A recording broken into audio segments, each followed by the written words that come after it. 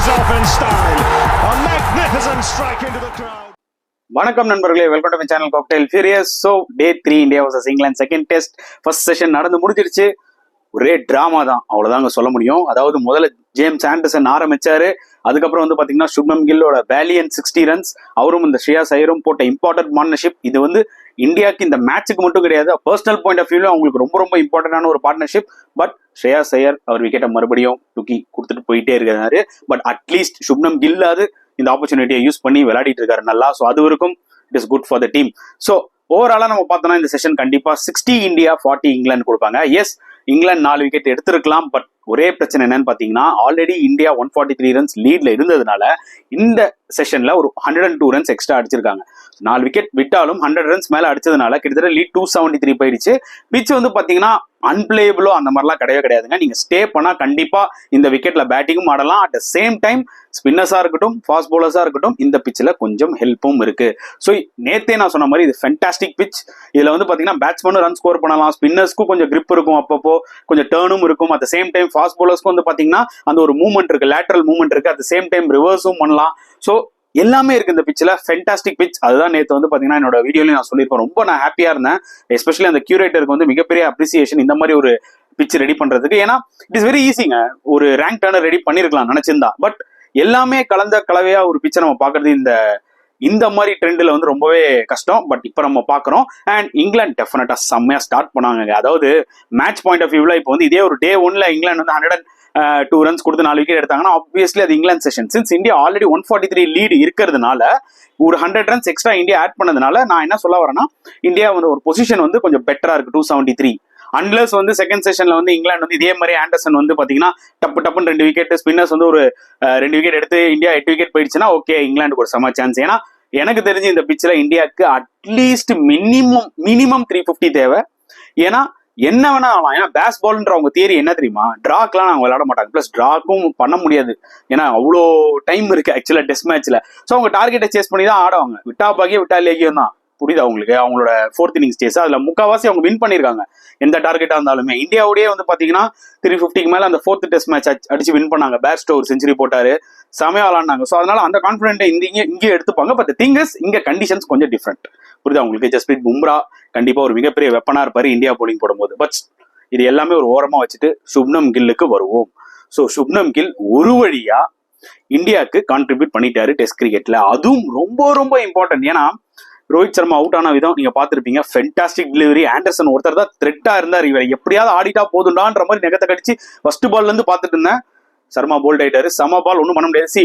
ஜென்ரலா அதுல ஒரு ஃபுட்வொர்க் ஃபிளா இருக்கு. பட் ஆனா ரோஹித் சர்மா ஜென்ரலாவே அவர் வந்து பாத்தீங்கன்னா கிரீஸ்ல ஸ்டே பண்ணி தான் ஆடுவார், அந்த அளவுக்கு ஃபீட் மூவ் பண்ண மாட்டார். ஸோ அதை ஜட்ஜ் பண்ணி கரெக்டா போட்டார் ஆண்டர்சன். நவர்திலஸ் அது சம பால், கிட்டத்தட்ட அன்பிளேயபிள் தான், அதை நம்ம ஒத்துக்கணும். அண்ட் செகண்ட்லி ஜெய்ஸ்வால், அவருக்கு இது ஒரு லேர்னிங் எக்ஸ்பீரியன்ஸ். அதான் சொல்றாங்க, நம்ம ஜெய்ஸ்வாலை ரொம்ப கிரிட்டிசைஸ் பண்ண முடியாது டெஸ்ட் மேட்ச்ல. ஏன்னா அந்த அளவுக்கு அவர் ஃபர்ஸ்ட் இன்னிங்ஸ்ல நம்மளுக்கு கான்ட்ரிபியூட் பண்ணியிருக்காரு. அது வந்து வேலியன்ட் டபுள் செஞ்சுரி. செகண்ட் இன்னிங்ஸ்ல வந்து பாத்தீங்கன்னா ஓவர் நைட் விக்கெட் விடாம ஸ்டே பண்ணாரு. இன்னைக்கும் நல்லா தான் கான்பிடென்டா இருந்தாரு. ஆனா என்ன ஒரு மிஸ்டேக் பண்ணாருன்னா, ஃபர்ஸ்ட் இன்னிங்ஸ்ல ஜேம்ஸ் ஆண்டர்சன் அவர் வந்து அடிக்கவே இல்லை. பேட்ல போட்டா மட்டும் சிங்கிள் ஆடிட்டு இருந்தாரு, வெளியில போட்டாலே வெல் லிஃப்ட் தான். ஏன்னா இன்ஸ்விங் அவுட் ஸ்விங்ன்ற மாதிரி பயங்கரமா போட்டுட்டு இருந்தாரு லென்த்தை யூஸ் பண்ணி ஆண்டர்சன். அதை ரெஸ்பெக்ட் கொடுத்து ஆனாரு. இந்த வாட்டி என்ன ட்ரை பண்ணாருன்னா, ஓகே நம்ம ஒரு எக்ஸ்பான்சிவ் கவர் டிரைவ் போலான்ற மாதிரி போனாரு, மாட்டிக்கிட்டாரு. So obviously next test match வரும்போது ஜெய்ஸ்வால் அதை கத்துக்கிட்டு மோஸ்ட்லி அதை பண்ண மாட்டாரு. அதுதான் என்னோட ஒரு திங்கிங்க. பொறுத்திருந்து பார்க்கலாம் எப்படின்னு சொல்லிட்டு. பட் 2 விக்கெட்ஸ் டவுன், இந்தியா வேற அண்டர் பிரஷர். அப்புறம் தான் ஒரு பெரிய டிராமா.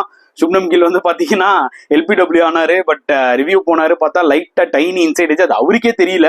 நான் அவர் LPW ஆனதை பார்த்தோன்னே முடிஞ்சு போச்சுரா கில்லே கிளம்பு, அவ்வளவுதான் உன் கெரியர் டெஸ்ட் கெரியர் ஓவர் அப்படின்ற மாதிரி இருந்துச்சு. அப்போ அந்த ஒரு சின்ன ஸ்பைக்கு தான் அவரோட வாழ்க்கையே மாத்திருச்சு ஆக்சுவலா, to be very honest. And திருப்பியும் ஒரு லக் இருந்துச்சு, LPW ஷவுட், அது அம்பையர் நாட் அவுட் கொடுத்துட்டாரு. பட் ரிவ்யூ போனாங்க, பட் அது அம்பையர்ஸ் கால் ஆயிடுச்சு. நினைச்சா அது அவுட் கொடுத்துருக்கலாம். பட் அங்கேயும் ஒரு சின்ன லக் இருந்துச்சு சுப்னம் கில்லுக்கு. லக் இருக்கிறது பிரச்சனை இல்லை, அந்த லக்கை கரெக்டா பிளேயர் யூஸ் பண்றாங்களான்றதான் மேட்டர். அண்ட் அதை தான் வந்து சுப்னம் கில் பக்காவா யூஸ் பண்ணாரு.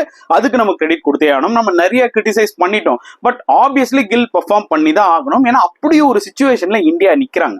புரியுதா உங்களுக்கு? 34 for 2 போது அப்படி ஒரு சிச்சுவேஷன் நிக்கிறாங்க. ஒரு பக்கம் அவரும் ஐயரும் வந்து அப்படி இப்படி ஒரு 2-3 ஓவர் மாறி போயிட்டு இருந்துச்சு.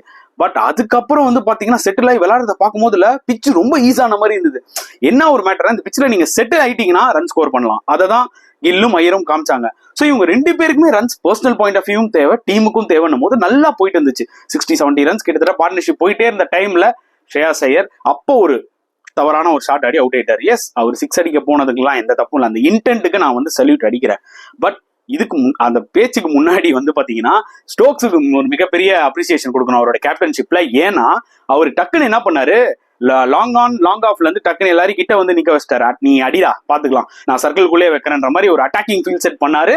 அதுல கரெக்டா மாட்டினாரு ஐயர். ஏன்னா அந்த ஷாட் எக்ஸிக்யூட் வேற மாதிரி பண்ணிருக்கலாம். ஏன்னா அகைன்ஸ்ட் த டர்ன் விளாடுறாருல, அகைன்ஸ்ட் த டர்ன் விளாடுறாரு லெஃப்ட் ஆர்ம் ஸ்பின்னரை. அப்படின் போது அவருக்கு நல்லா தெரியும் குர்த்தி பால் டர்ன் தான் போகுது. மேபி ஒரு என்ன சொல்றது, ஒரு ஸ்லாக் ஸ்வீப்போ இல்ல வேற மாதிரி ட்ரை பண்ணிருக்கலாம். அகைன்ஸ்ட்ல போயிட்டு இப்படி மாதிரி கச்சாமுச்சான்னு சுத்தினாரு, அது ஏனே தெரியல. பட் ஒரு விஷயம் நல்லா கிளியரா தெரியுது, Shreyas Iyer I think better அவர் டெஃபினட்டா ஒயிட் பால் விளாடலாங்க. டெஸ்ட் கிரிக்கெட்லாம் அவருக்கு செட்டே ஆகாது. ஏன்னா நல்ல சீமிங் கண்டிஷன்ஸ்ல சிக்கிடுவாரு, பவுன்சர் போடுவாங்க, ஸ்விங் கண்டிஷன்ஸ்ல மாட்டுவாரு. இப்ப பாத்தீங்கன்னா ஸ்பின்லயும் அவர் வந்து பாத்தீங்கன்னா டெஸ்ட் மேட்சஸ்ல தொக்கா மாட்டுறாரு. One day cricket, ODI cricket and T20 டோட்டலா வேற லெவலுங்க அவரு. அது வேற ஃபார்மட். ஏன்னா அவர் பேட்டை விடலாம், ஃப்ரீ ஃப்ளோயிங்கா விளாடலாம். பட் டெஸ்ட் கிரிக்கெட்ல அப்படி கிடையாது. ஸோ அதை தான் சுப்னம் கில் அந்த ஒரு 2 சான்ஸ், லக்கி சான்ஸ் கிடைச்சதை சூப்பரா யூஸ் பண்ணி ஒரு பழைய கில்ல பார்த்தே எவ்வளவு நாள் ஆச்சுப்பா அப்படின்ற மாதிரி இருந்துச்சு அவரோட இன்னிங்ஸ். இப்போ இந்தியா வந்து பாத்தீங்கன்னா 4 விக்கெட்ஸ் விட்டுட்டாங்க, லீடு கிட்டத்தட்ட 273 ரன்ஸ் இருக்கு. ஸோ செகண்ட் செஷன்ல நம்மளுக்கு கீயா இருக்க போறதே சுப்னம் கில் தான்.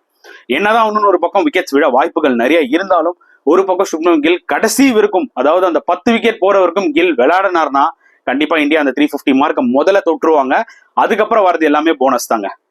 என்ன பொறுத்த வரைக்கும் 350 இஸ் மினிமம் 350 அடிச்சோம்னா அதுக்கு மேல வந்தா இந்தியாவுக்கு கொஞ்சம் கான்பிடன்ஸ் அதிகமா இருக்கும். 350க்குள்ள இருந்தா டெஃபினட்டா இங்கிலாந்து ஆப்பர்ச்சுனிட்டி இருக்கு, மோனை இதை சேஸ் பண்ணலாம்னு சொல்லி அவங்க கான்பிடென்ட்டா இருப்பாங்க. அது மட்டும் damn sure. Hopefully at least first innings பண்ண தவிர இனிமேட் பண்ணாம அக்சர் பட்டேலா இருக்கட்டும், KS பரத்தா இருக்கட்டும், இந்த இன்னிங்ஸ்ல கொஞ்சம் அப்ளிகேஷன் காமிச்சு சுப்னம் கில்லோட ஸ்டே பண்ணாங்கன்னா it will be really good. And once again Axar பட்டேலுக்கும் KS பரத்துக்கும் இன்னும் ஒரு மிகப்பெரிய ஆப்பர்ச்சுனிட்டி. பெரிய ஸ்கோர் அடிக்கணும்னு இல்ல, ஆளுக்கு ஒரு 25 அடிச்சுட்டு போனாங்கன்னா கூட 50 ரன். புரியுதா உங்களுக்கு? 25 அவங்க டார்கெட்டே வந்து 25 ரன்ஸ் அடிக்கணும். இவர் ஒரு 25 ஒரு 25 அடிச்சாலும் யோசிச்சு பாருங்க, 50 ரன் பெரிய ஸ்கோரே தேவையில்ல. ஸோ இதே மைண்ட்ஃபுல்லா அவங்க வந்து சென்சிபிளா விளையாடுவாங்களான்றதை நம்ம பொறுத்து வந்து தான் பார்க்கணும். இங்கிலாந்து பொறுத்த வரைக்கும் டெஃபினட்டா அடுத்த செஷன் ஆண்டர்சன் வச்சு தான் ஸ்டார்ட் பண்ணுவாங்க. ஆண்டர்சன் தான் கீ, அவரை நம்பி தான் இருப்பாங்க. ஏன்னா அவர்கிட்ட அந்த ஸ்கில் இருக்கு, அந்த விக்கெட் டேக்கிங் எபிலிட்டியும் இருக்கு. பொறுத்து வந்து பார்க்கலாம். ஆண்டர்சன் ஃபர்ஸ்ட் இன்னிங்ஸ்ல காமிச்ச அந்த மேஜிக்கை வந்து, ஃபர்ஸ்ட் செஷன்ல காமிச்ச அந்த மேஜிக்கை வந்து செகண்ட் செஷன்லயும் காமிப்பாரா அப்படின்னு சொல்லிட்டு. ஸோ உங்க கருத்துக்களை தாராளமா கமெண்ட் செக்ஷன்ல போடுங்க. ஸோ நான் செகண்ட் செஷன் முடிஞ்சோடனே வீடியோல பார்க்கலாம் ஃப்ரெண்ட்ஸ். அண்டில் தென் பாய்.